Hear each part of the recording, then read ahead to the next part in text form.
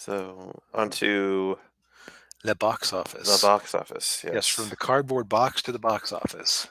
Yes. And Doing it live. boy, the numbers has really just been moving at the speed of molasses lately. Yeah, I've noticed that too. Get some more servers, guys. Yeah. All right. So in terms of major moves, it looks like Gran Turismo kind of did not have a lot of staying power, unfortunately. Well, that's too bad. Yeah, 62% drop week over week from a small opening beginning. Yeah. Although international is doing decent. I Yeah. don't. Yeah, they didn't report a budget. Um, yeah, this is probably not going to be a big win for them though, because Sony doesn't have their own proprietary streaming service. They've got options. Yeah, indeed. And hey, Chingus, good to see you. And yeah, Hey, hey. Equalizer 3 is out. Yeah. Yep. Now it's interesting that they pointed out is that this is like the big release for the weekend. Somebody pointed out that the three Equalizer movies all made roughly the same opening weekend. Hmm. 34, 36, 34. Wow. Now, of course, Daniel, what's the problem with people saying that it's a consistent movie? Yeah. Well, uh, uh, semi-rhetorical question. What's the problem with everybody reporting that, oh, it's a consistent, steady franchise? If, uh if over 20 years they make roughly the same amount every time they come out, or oh over 10 yeah. years. Right, yeah. The little inflation, I guess. Yeah. So it kind of tells us that the actual audience who's willing to walk to a theater or drive to a theater to see it is declining over time. Yeah. Still, though, for September 1st, which is usually like Labor Day weekend, is usually box office death. Yeah. Because it's the kind of the unofficial end of summer. Yep. As much as summer kind of, yeah, there's basically no schools that are not having kids in them at this point. Right. Yeah. Yeah. All the kids are back in school, and yeah. Then the quality of movies dips. Speaking of Shang-Chi, I forget what its opening weekend was. Was it Okay, 40, 75? 75. Wow. Man, some of those Marvel and DC movies would kill for a $75 million opening at this point. Yeah. Although to be fair, that was when the Marvel movies were starting to decline in at least financially and Right. and creatively. Yeah. Right. This was also the first one of the movies that didn't have that stupid Disney Plus pay us money and you can watch it at home thing. Right. Yeah. Looking at you, Black Widow. Cough, cough, Black Widow, and let's see, it was Black Widow, Raya and the Dragon, and Mulan. I'm not right. Yeah. Man, I have not heard anybody say anything about that Raya and the Dragon movie. Like, not even animation geeks seem to acknowledge it as a thing to meme. Wow. I've never seen it, so I can't. I haven't watched it, so I can't It looked comment on it. extremely average. Yeah. That may be why, because it's a very average movie Yeah. and it's not worth talking about. You said before, the worst thing you can be is boring. Right. Now, I haven't actually watched anybody's reviews of The Equalizer 3, so I don't know if it's good or not. Uh, Film Threat liked it. Okay. They said it's the plot. One, you don't have to watch the first two Equalizers to know what's going on in this, Okay. Always a plus for these and action movies. right, and it's kind of like a western. Very Hmm. similar setup where he's a stranger in another town, and he helps them out, and they accept him with open arms. They become accepting of him. It's Okay. basically the plot of the movie, and then he helps the sheriff out with certain crime problems. He's there to equalize things. Gotcha. Yeah, exactly. I actually didn't know this until maybe a couple of years ago that this was based on a TV show. Hmm. That is interesting. Like, Yeah. So, do you happen to remember what the? Actually, I guess we can look up Labor Day weekends because I remember Shang-Chi, but I don't remember what last year's was. I don't remember last year either. Because I would say that a $30+ million opening for this is decent for September 1st. Yeah. Let's So see. maybe Shang-Chi blazed the way a little bit. Yeah. Labor Day, all movies, 3 days. Okay, it's number 2. Oh, 6 cents. Oh. 29 million in $1999. That was a lot of money back then. Halloween. The remake Halloween. Okay. Crazy Rich Asians. Top Gun Maverick was the top last year. That's why I didn't remember there being a new movie that came out. Ah. They did not bother. Okay, 6 million for Top Gun Maverick for that weekend. Yeah, they did not bother putting anything that weekend. No, they didn't. Yeah.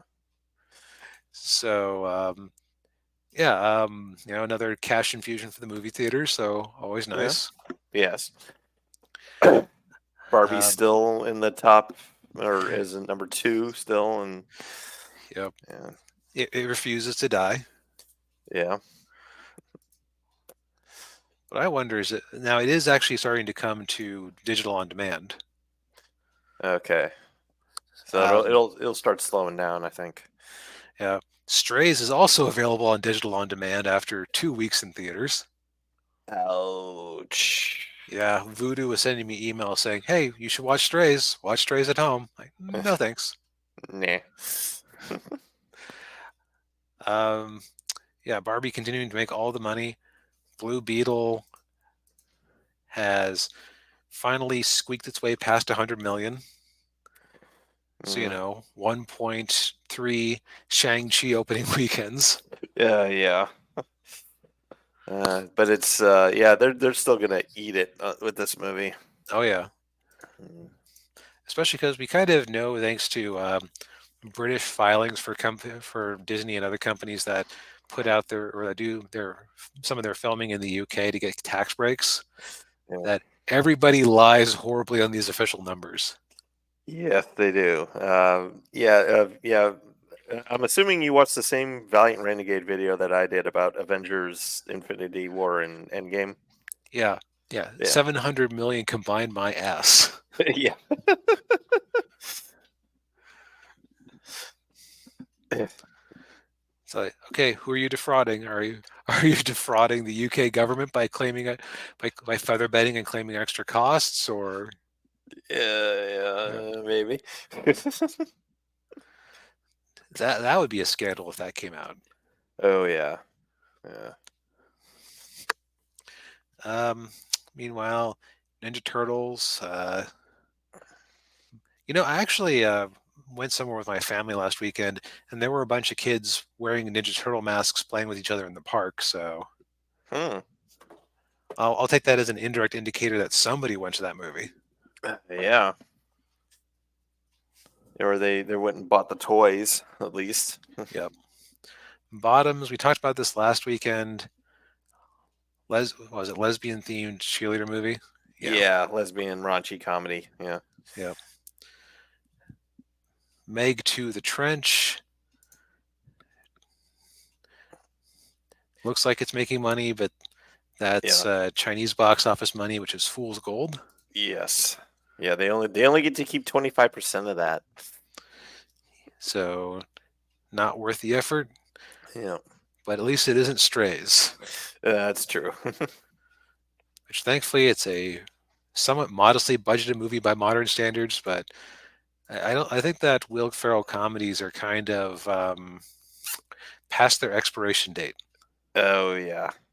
Yeah. Chingus said it went to watch Turtles. Shame it's not doing well. Well, I think they're making a lot. They're making a lot of money in with licensing and with merchandise. So I think they'll be just fine. And this is also one that will probably have a long shelf life just by being part of this brand. Right. Yeah. The other thing is that, you know, okay, so Shangus, I think you even posted. I think you even posted this in my writers' Discord. That old boys clip for Ninja Turtles, which is pretty cool. Yeah, Like that was well animated and like they definitely directed it well. yeah. But I refuse to believe that that particular version of April O'Neil is a high schooler and not like I don't know a 30-something post office worker.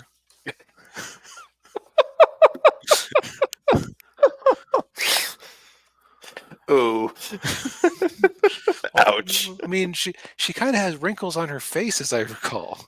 Yeah, kind of. Yeah. Like man, Oh man. Yeah. I do wonder how much that particular design choice chased away a lot of classic fans. Uh, yeah, probably a few. Yeah. If they were gonna go that route, they should have stuck with her look from Rise. Yeah, that one at least. Yeah, that one looked youthful and fun, Yeah. as opposed to making me feel sad for her. Yeah. Yeah. Because I am also on a weight loss journey that I'm currently failing, so I sympathize, but it just kind of makes me sad. Yeah. It's my sympathy. Yeah. Um, Meanwhile, last week we talked about how mysteriously Barbie and Ninja, or not Barbie, Little Mermaid Yeah. and Mario Brothers were Mario. suddenly in 1,000 extra movies. Elemental said, "Hold my fire, beer," because they added 3,000 theaters mysteriously last weekend. That's interesting. You wonder if some of these theater chains go, no. That's got to be multiple theater chains being in on it because that isn't just AMC saying, "Hey, we've got a gap in our schedule." That's Regal, that's Cinemark, that's everybody. So that's very interesting. Yeah. Oh, side tangent. So when I went to see Barbie with my family, I went to this place called iPick, which I think is I don't know if that's a brand or if that's just like a local one, but it's like one of those Cinemark style kick up your feet and have an actual meal theaters. Oh yeah, we had. I think it's a brand. It's a chain. I remember seeing them in Austin. Yeah. So I ended up paying for my parents' food because they paid for my ticket, Oh. and with the tip, it was about $35. When I looked at my credit card, you know how like, if you like go to a gas station or something, there'll be like a hold of like $300 or something crazy like that. Yeah. Yeah. They had a $75 hold on my card, and I was like, it was kind of dark when I wrote down how much the tip was for. Did Oh. the guy add an extra 40? It turned out he did not. But just a consumer warning: if you go to an iPick theater, and don't be too afraid if you see a big charge on your card before it actually sorts out. Yeah. Wow. Like I was worried I'd given the guy an extremely generous tip. Usually, if that happens, the guy he probably would have tracked you down and gone. Did you really want to leave me this tip? Yeah, you would hope. Yeah. Although I am in kind of the Microsoft and Amazon employee hub, so maybe he's used to people being stupid generous Maybe. or complete assholes. But that's here with there. Oh, yeah. Regardless, that's still very interesting that that Elemental like yeah Elemental I don't think I would actually like the movie, truth be told, for Mhm. everything I've heard about it, but it sounds Yeah. like it does its niche well, which is to be commended. Yeah. And you wonder what some actual marketing effort would have looked like because I feel like they backed away from this thing like, oh crap, we got another Lightyear on our hands. Yeah. And then it looked like we had worse than a Lightyear because I think it had like half the opening weekend of Lightyear, but now it's doubled its total box office. Yeah. Yeah, I'm kind of with you there. It sounds like a romantic comedy, and Right. not really big on romantic comedies, but yeah, they're probably. I'm sure there are a few people at Disney kicking themselves like, oh man, if we had marketed this better, we might have actually broken even on it. Yep. Ah, well. It does kind of make some of the doom and gloom around Pixar in particular seem a little bit hasty. Mhm. Not everything has that Marvel distribution. The sad sperm whale. Right. Yeah. And then I guess, man, Last Voyage of the Demeter, $90,000 in its fourth weekend. Ooh. Yeah, Sound of Freedom seems to be wrapping up. Although, it's actually gotten an international distribution now, a little bit. Yeah. I think it like UK and not UK. Yeah, Mexico, UK. Yeah. New Australia. Zealand. Okay, so basically, former British colonies that are in Canada and Mexico. And Daniel, I can't imagine why the Mexican audience might be interested in a movie about somebody saving victims of child herding who are from that area. Yeah. Yeah. Complete mystery. Oh yeah. But it's winding down. Yeah. The meme has exhausted itself. But in the process, it embarrassed the U.S. halls of almost every movie on this list that wasn't Barbenheimer. Yeah. Yeah. Actually, is it literally every movie that isn't Barbenheimer? Let's see. Okay, Little Mermaid. If Little Mermaid hadn't cost $250 freaking million to make, that would have been a pretty decent haul. But Yeah. And well, reportedly $250 million. right, who knows? Maybe Fishtails Inc. in UK will make it clear in a few years that it was more like 350 or something. Yeah. But now, as far as trends that we see in this, I think that the signal this has to be sending to Hollywood is try new things, you idiots, Yeah. because the sequels are not the strength of this summer at all. Yes. Like last summer, you could have gotten or last year, 2021, 2022, you could have gotten the idea, oh, people want the comfort food. So Spider-Man and Maverick and Minions and Jurassic Park, those last Jurassic World, that's where we make the money. Yeah. Mm, Not so mm, much this summer. not so much. Yeah. Franchises are punished. New things that are at least new as movie properties do well, except for Strays, because Strays isn't really a new thing. It's just a raunchy version of Homeward Bound Yeah. Pretty much. Yeah. with a actor who is great in his Barbie cameo, but Yeah. he's kind of washed up as a solo artist. Yeah, I would agree with that. Yeah. Yeah. His humor has run its course. Yep. Also, Asteroid City, really, we haven't looked at that in ages. Based on that opening weekend, I was expecting that to do much better than it ultimately did. Yeah. Like, because it opened, okay, it was a weird indie Oh, opener. right. Yeah. Well, 9.5 million. Is that right? Yeah, the nine-ish million. Yeah. But then it A just 9 started million. Yeah. falling off, and yeah, I was kind of thinking this could do like everything or anything everywhere all at once type Yeah. performance. I think was Paul Anderson, Wes Anderson. His movies are a little too niche for a lot of people. Yeah, Yeah. yeah, I agree with that. It is interesting how the second that trailer started, when I saw it back in like when I think I saw it ahead of Suzume. Mm. Um, no, it was either Suzume or Dungeons and Dragons. Um, and I could just immediately tell it was a Paul Wes Anderson movie because, or Wes Anderson, I think is. I think that's right. yeah. Well, we have him right here. Yeah. How does he call himself? Okay, where is 'Cause it? I thought he was like one of those guys who called himself by three names. Well, there's Paul W.S. Anderson, Mm. and that's the guy. He did Mortal Kombat and Oh, that's where I'm getting confused. Okay, Resident Evil. Yeah. ignore me. Yeah. I Oh, I know what I like casting. with movies, but I know certain things very well, but Yeah. my broad knowledge can occasionally fail me. Yeah, Wes Anderson did like the Royal Tenenbaums, Yeah, okay. Yeah, so anyways, yeah. Rushmore. Yeah, I could tell it was Wes Anderson the second the trailer started. Like, there's just the way he does his, like he arranges his shots and the color palettes he chooses. yeah, and the acting, the delivery of the actors. Right. Which, like, I actually did a movie review for The Life Aquatic with Steve Sasso for my college newspaper Uh, when I was considering communications as a degree. uh, And I called it like cinematic autism or something, where like all the characters are just completely flat and they don't really show their emotions at all. yeah. But so yeah, that was your summer box office, folks. Yes.